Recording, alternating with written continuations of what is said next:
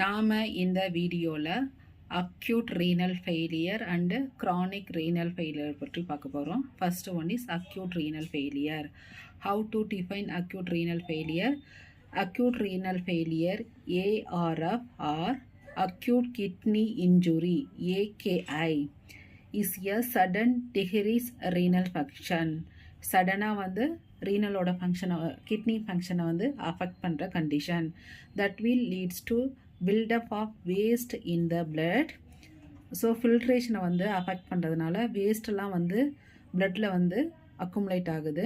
ஃபுல்லீட் overload and electrolytes balance. So waste வந்து வெளியில் போகாமல் இருக்கிறதுனால என்னென்ன ஆகுது, அந்த வேஸ்ட்லாம் வந்து பிளட்டில் வந்து பில்டப் ஆகுது. தென் ஃபுல்லீட் ஓவர்லோட் ஆகுது. தென் எலக்ட்ரோலைட்ஸ் இம்பேலன்ஸ் ஆகுது. எலக்ட்ரோலைட்ஸ்னால் சோடியம், பொட்டாசியம், கால்சியம், மெக்னீஷியம் இதெல்லாம் வந்து இம்பேலன்ஸ் ஆகுது. இந்த கண்டிஷனுக்கு வந்து இது வந்து சடனாக நடக்கிறது. AKI acute kidney injury can be reversible. So நம்ம ப்ராப்பர் ட்ரீட்மெண்ட் எடுத்தால் இது வந்து க்யூர் பண்ண முடியும். இதில் வந்து த்ரீ டைப் ஆஃப் காசஸ் இருக்குது. Free renal, renal and post renal. Free renal அப்படின்னு சொல்லி பார்த்தா கிட்னிக்கு வரத்துக்கு முன்னாடியே பிளட் வெசல்ஸ் அது மாதிரி. ஸோ கிட்னி நாட் அஃபெக்டட், கிட்னிக்கு முன்னால் உள்ள பிளட் வெசலில் ஏதாவது பாதிப்பு வந்ததுன்னா maybe heart pumping capacity reduce ஆகியிருக்கும்போது இதை டினோட் பண்ணுது இதை ஃப்ரீ ரீனலை. Second one is renal. Inside கிட்னியில் ஏதோ பாதிப்பு இருக்கும் போது இது நடக்குது. Last one is post renal. இப்போ வந்து கிட்னியில் எந்த ப்ராப்ளமும் இல்லை, கிட்னி ஒழுங்காக ஃபில்டர் பண்ணி தருது. ஆனால் வந்து இங்கே வந்து பிளேடரில் ஏதாவது பிரச்சனை இருந்ததுன்னா அதை டினோட் பண்ணுறதான் வந்து போஸ்ட் ரீனல். ஸோ ஃப்ரீ ரீனல்னால் பிஃபோர் கிட்னிக்கு வரதுக்கு முன்னாடி பிளட் வெசல்ஸில் ஏதாவது ப்ராப்ளம் இருக்குது, ஃப்ரீ ரீனல். அப்புறம் கிட்னிக்கு வந்ததுக்கப்புறம் கிட்னியில் ப்ராப்ளம் இருக்கிறது வந்து ரீனல். கிட்னி வந்து ப்ராப்பராக ஃபில்டர் பண்ணி தருது, ஆனால் வந்து இங்கே பிளேடரில் ப்ராப்ளம்னால யூரின் வந்து நாட் பாசிங். ஸோ இங்கேயே வந்து ஃபுல்லி அக்குமுலேட் ஆகுது. அந்த கண்டிஷன் வந்து post renal.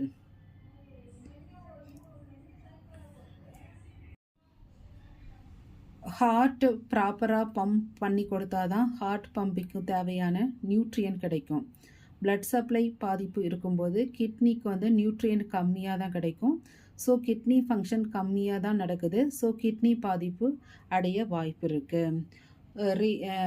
Free renal issue with perfusion to that kidney. Any injury before the kidney.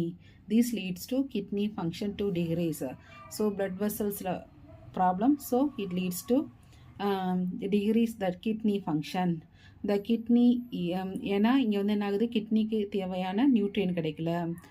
Okay, nutrient to functions proper and that amount of blood it can filter. This can leads to intrarenal damage where nephron become damaged. So இதனால் வந்து nephron வந்து damage ஆகுது because of not proper blood supply. அதனால் வந்து இந்த condition நடக்குது. Then what can lead to decrease perfusion to the kidney. எதனால் வந்து லோ அமௌண்ட் ஆஃப் பிளட் போகுதுன்னு சொல்லி பார்த்தா issues with the heart in condition that decrease cardiac output as with an acute MI. இதுக்கு மெயின் காரணம் வந்து myocardial infarction. இந்த கண்டிஷனில் the heart muscle is damaged because of MI. Heart muscles damaged and cannot pump sufficient amount of blood to the kidney. நம்ம heart வந்து தேவையான amount of பிளட்டை வந்து கிட்னிக்கு வந்து பம்ப் பண்ணி அனுப்பாது. ஸோ இந்த condition. Other causes except MI myocardial இன்ஃப்ராக்ஷனை தவிர what are the other causes அப்படின்னு சொல்லி பார்த்தா மேசிவ் ப்ளீடிங். அது it may be inside or outside பாடியில் வந்து ப்ளீடிங் ஏற்படுறதுனால. Then dehydration, hypovolemic shock, that diarrhoea, vomiting, burn இது மாதிரியான கண்டிஷனில் நடக்குது. Next intrarenal injury. damage to that nephron of the kidney. So injury within the kidney. So this one is the renal injury, mainly intrarenal injury. Why this one will happen? Because nephron of that kidney, இங்கே வந்து நெப்ரானில் வந்து injury வரதுனால. So when the nephron are damaged the kidney, nephron inside உள்ள nephron உள்ள வந்து பாதிப்பு வரும்போது cannot filter the blood. nephron damage ஆனதுன்னா blood வந்து ஃபில்டர் பண்ணாது. So maintaining electrolytes level and remove excessive waste and fluid from that body.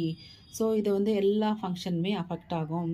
Nephron damage வர்றதுனால இது மாதிரியான ஃபங்க்ஷன்ஸ் எல்லாமே அஃபெக்ட் ஆகும். What can leads to damage of that nephron in that kidney? என்ன எதனால நடக்குது? நெப்ரோடாக்சிக் ட்ரக்ஸ்.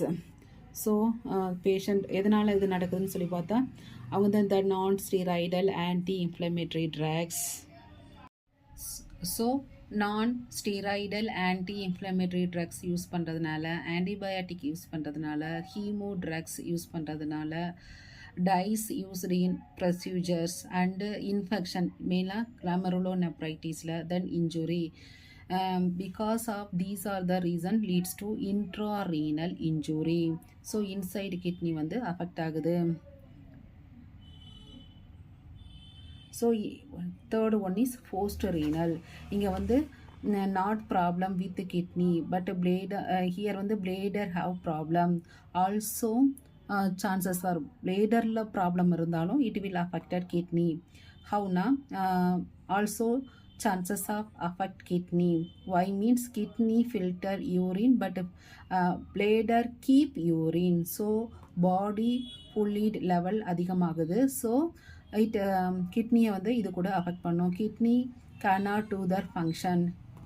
இதுக்கு என்னென்ன காரணம்னு சொல்லி பார்க்க போகிறோம்.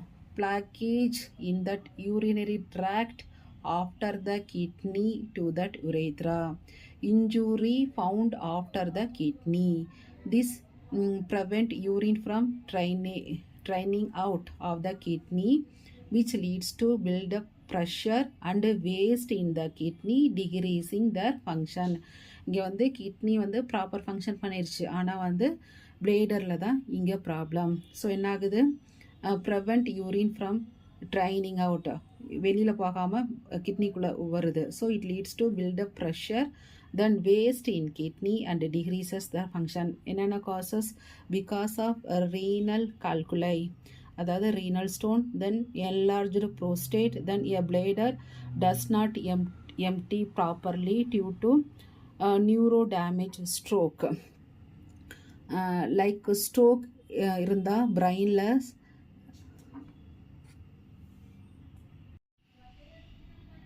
ஸோ பிரெயினில் ஸ்ட்ரோக் இருந்தால் சில பார்ட்டில் வந்து ஃபங்க்ஷன் ஒழுங்காக இல்லாமல் போகும். ஸோ பிரெயினுக்கு சொல்லும் சிக்னல் இல்லாமல் போகிறதுனால அவங்களுக்கு அர்ஜென்சி இல்லாமல் யூரினை பாஸ் பண்ண மாட்டாங்க. ஸோ யூரினரி பிளேடரில் அதிகமாக fluid வந்து சேர்ந்துக்கும். ஸோ இந்த கண்டிஷன்லாம் வந்து post renal causes. Because of heart failure, because of drugs, because of low blood volume, then inflammation. These are the things causes pre-renal, renal and post renal causes. Next, diagnosis of acute renal failure. Renal function test can be performed to diagnose renal failure. Second one is chronic renal failure. In the condition when the chronic renal failure or chronic kidney disease is a significant decline in kidney function that happen over a long period of time that leads to buildup of waste, water, electrolytes imbalance in the body. அது வந்து சடனாக நடக்கிறது. இது வந்து long period of time நடக்கிறது. அது வந்து reversible. This one is the irreversible. So இதுதான் main different. So chronic renal failure, significant decline in kidney function, கொஞ்சம் கொஞ்சமாக கிட்னியோட ஃபங்க்ஷனை வந்து அஃபெக்ட் பண்ணுது for long period of time. Leads to எதனால? Buildup of waste, water, electrolytes imbalance in that body. So what are the causes? Diabetes, high blood pressure, then intake of more alcohol, then frequent renal infection, then renal infection because of microorganism, then smoking, then over uses of allopathic medicine. These are the things will causes a chronic renal failure. What are the symptoms of chronic kidney disease?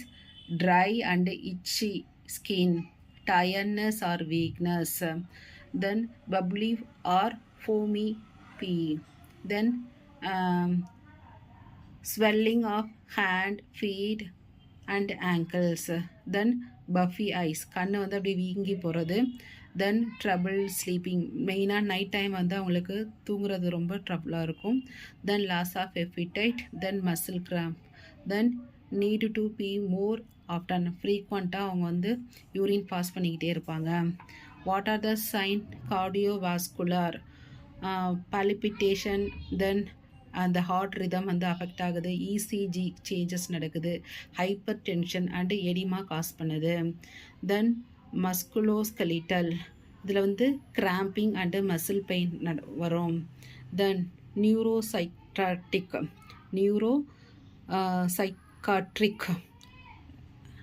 இதில் இந்த கண்டிஷனில் depression, patient feel anxiety, sexual dysfunction, fatigue, impaired mental cognitions, then gastrointestinal disorder சொல்லி பார்த்தா constipation, nausea, vomiting, GI bleeding, gastroesophageal reflux disease, இதெல்லாம் வந்து signs.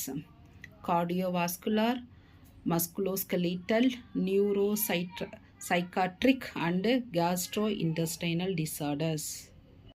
What are the symptoms சொல்லி பார்த்தா classical symptoms associated with 5 stages of chronic kidney disease என்னென்னு சொல்லி பார்க்கலாம். Then symptoms associated with anemia. Anemia வர நிறைய சான்சஸ் இருக்குது. அனிமியா வந்து இதை டினோட் பண்ணுது. One of the major symptoms for chronic renal failure வந்து அனிமியா. அவங்களுக்கு வந்து cold intolerance, shortness of breath and fatigue, இதெல்லாம் வந்து அனிமியாவோட யூனிக் ஃபியூச்சர்ஸ். இதில் 5 ஸ்டேஜஸ் இருக்குது க்ரானிக் கிட்னி டிசீசஸில். ஸ்டேஜ் 1ல் வந்து kidney damage with normal renal function, இப்போ தான் ஸ்டார்ட் ஆகிற ஸ்டேஜ், அதனால் நார்மல் ஃபங்க்ஷன் இருக்கும். ஜிஎஃப்ஆர் ரேட்டுமே வந்து மோர் தென் 90 ml/minute இருக்கும். But with protein urea, protein வந்து யூரினில் வர ஆரம்பிக்கும். இது வந்து 3 months ஆர் மோர். இந்த ஸ்டேஜ் 1க்கு வந்து 3 months to ஆர் மோர் எடுத்துக்கும். செகண்ட் ஸ்டேஜ் வந்து கிட்னி டேமேஜ் வித் மைல்டு, நான் ஒன்லி மைல்டாக டேமேஜ் ஆக ஸ்டார்ட் ஆகுது. Loss of renal function, mild renal function வந்து லாஸ், அதோட ஃபங்க்ஷன் வந்து குறைய ஆரம்பிக்குது. ஜிஎஃப்ஆர் ரேட் வந்து 60 to 89 ml/minute இருக்குது. இங்கேயுமே வந்து proteinuria condition. Stage 3 mild to severe loss of renal function. இதில் வந்து ஜிஎஃப்ஆர் வந்து 30 to 59 ml/minute. ஸ்டேஜ் 4 வந்து severe loss of renal function, GFR வந்து 15 to 29 ml/minute. Last one is end stage renal disease, GFR வந்து less than 15 ml/minute. Oliguria கண்டிஷன்லாம் இதில் தான் வருது. So when GFR decreasing, it leads to many problems. In early stage the patient may be asymptomatic. Stage 1ல அவங்களுக்கு வந்து பெரிய symptoms இருக்காது. Stage 1ல் வந்து அவங்களுக்கு பெரிய டிசார்டர்ஸ் இருக்காது. ஆனால் ஸ்டேஜ் 4 தான் அலிக்யூரியா கண்டிஷன் மாதிரி less amount of urine that patient will pass. So diagnostic, serum creatinine measurement, urine analysis, then renal biopsy, ultrasound, then imaging studies of kidney. By using this method we can identify the chronic kidney disease.